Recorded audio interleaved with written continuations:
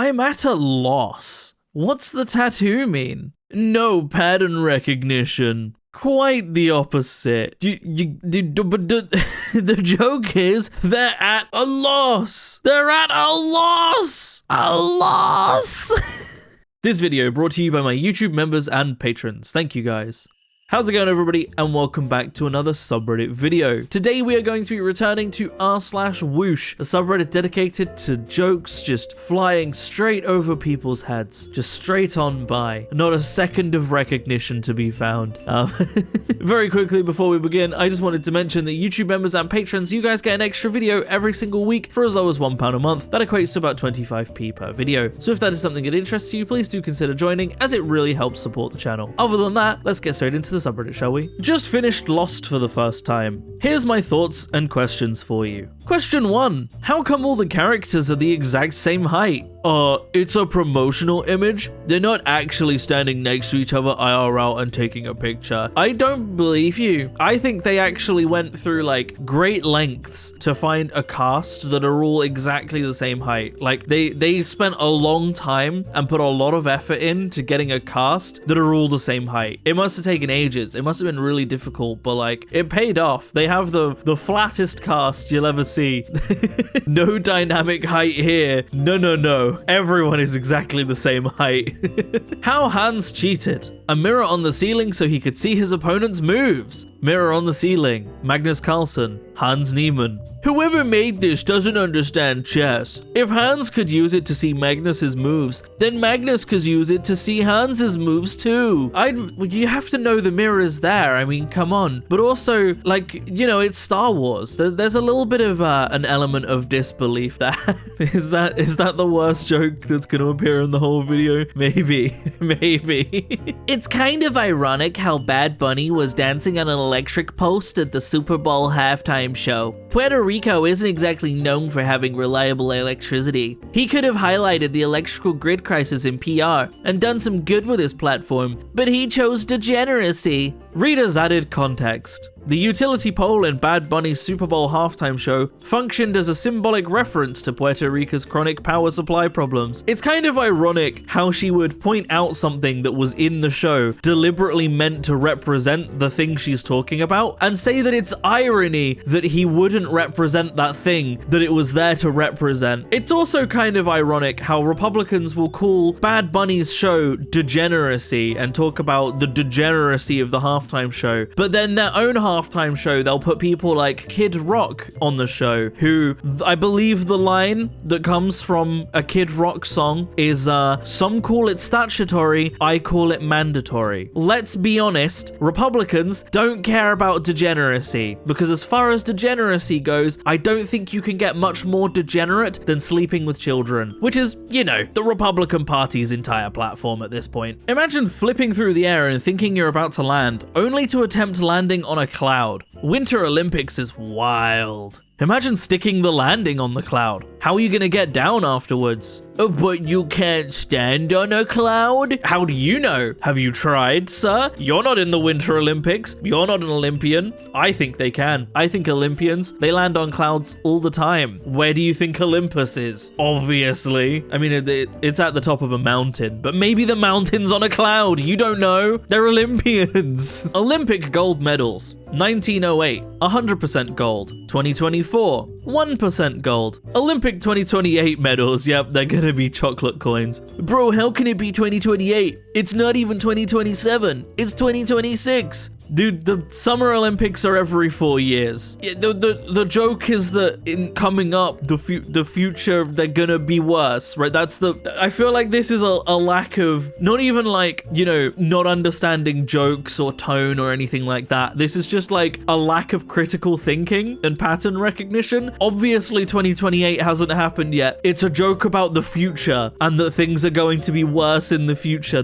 How is that a difficult concept to grasp? The concept that time will pass, completely foreign to this person. They've never heard of the future before. Ever since my childhood, handheld devices have probably something about having this game loaded on. I think you like Miku. What gave it away? Are you serious? You've literally got Project Mirai open on all 3 of your consoles in your pick. Not only that, but they're all from slightly different moments in history, meaning that you've consistently been a Miku Hatsune fan for, what, the last 15 years? And now you want to act dumb like, oh, I have no idea how you know I like Miku Hatsune. Give me a break. Bro, do you have no brain cells? It was obviously like sarcasm, a joke. It was obviously like, how could you tell? It's not like I actually put those pictures in the post and that I'm playing along with this joke. This guy took it way too seriously. Like way too seriously. r/travel maps.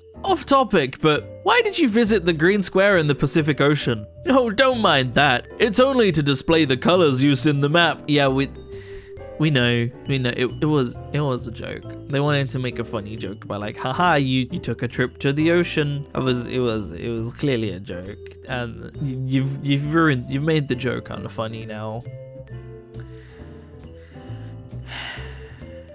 This does lead me on to a valid point though, as this is especially valid for AFABs out there because you experience this the most, but honestly for anyone, if someone is like messaging you inappropriately, sending you things that you don't really want to see, you don't consent to, low-key harassing you and not leaving you alone and trying to initiate things sexually that you don't want, that you've made clear that you don't want, etc. There's a really good strategy for getting rid of those kinds of people, and that's to play really dumb. Make them explain everything. Act like you don't get anything they say that is a sexual advancement. Make them explain it. They'll give up really fast because as soon as you make them explain their inappropriate jokes, they suddenly don't think that they're as appropriate anymore. They're suddenly like, I don't want to explain that to you actually. That's because they know. They do know. They just need a little bit of a push to become aware. But if you tell them that something's inappropriate, they don't realize for some reason. They'll get defensive. They won't accept that, hey, maybe this thing I've just said to you is inappropriate. They'll get defensive instead, right? It's weird that the easiest way to get rid of them is to just not understand, but that is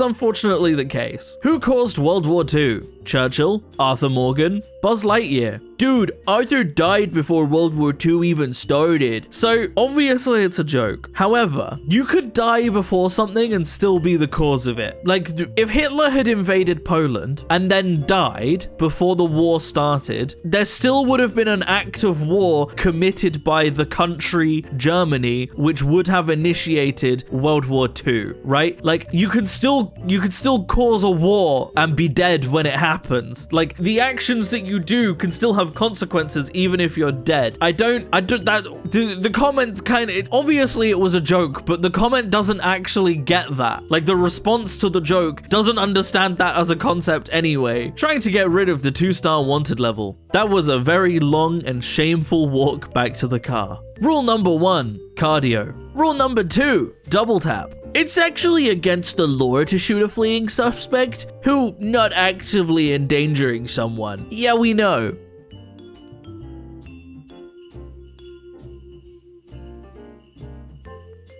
I feel like that's all I need to say. It's a reference. It's a reference to Zombieland, where rule number 1 is cardio and rule number 2 is double tap. It's a reference. We know it's generally against the law to shoot people. Like in general, it's a kind of against the law to shoot people unless it's in self-defense. So like we know. Surprise guys, murder kind of illegal.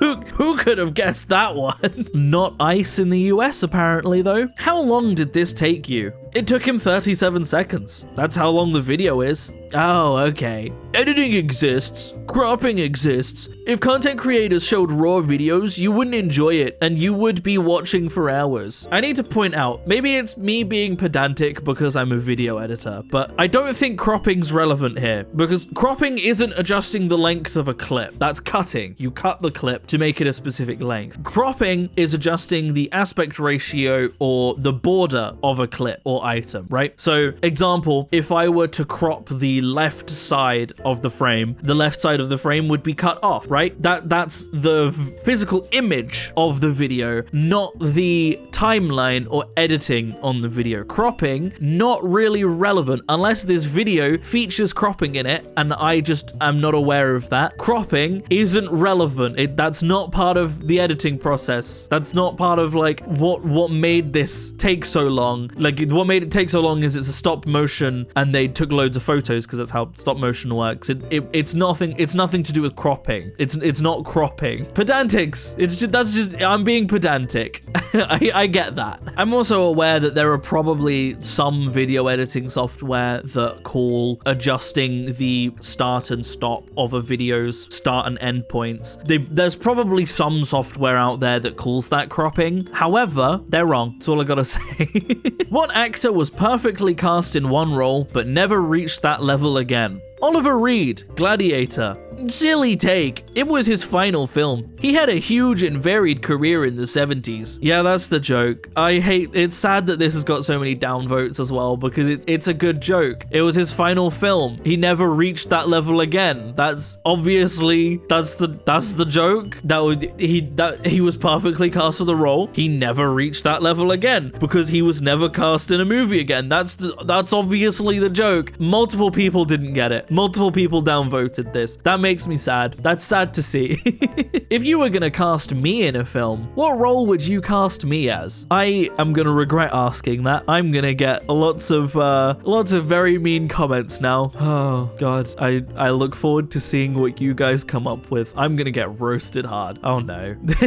Please be nice. Be like, oh, obviously a Rohirrim from The Lord of the Rings, right? Or something like that, right? I'm gonna get crucified.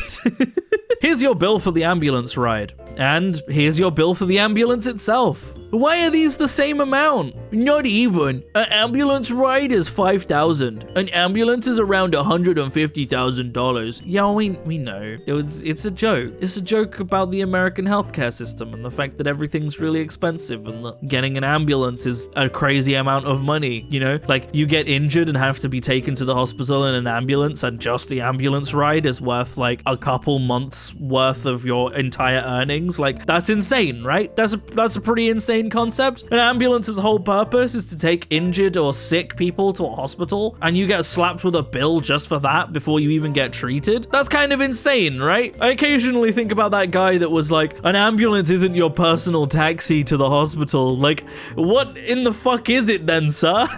That's exactly what it is. But yeah, goddamn, am I glad to live in a country with universal healthcare, where if I had to be rushed to the hospital in an ambulance, not only would the ambulance ride be free, but so would my hospital bill. I'm really glad about that. You know, the most expensive thing about someone being in hospital is visiting them, because you probably have to pay for parking. That's it. In the UK, that's the most expensive part. But that's where I'm going to end the video before I get too political. So thank you very much for watching, everybody. I hope you have enjoyed. What jokes have flown over your head recently? And what movies would you cast me in? Be nice.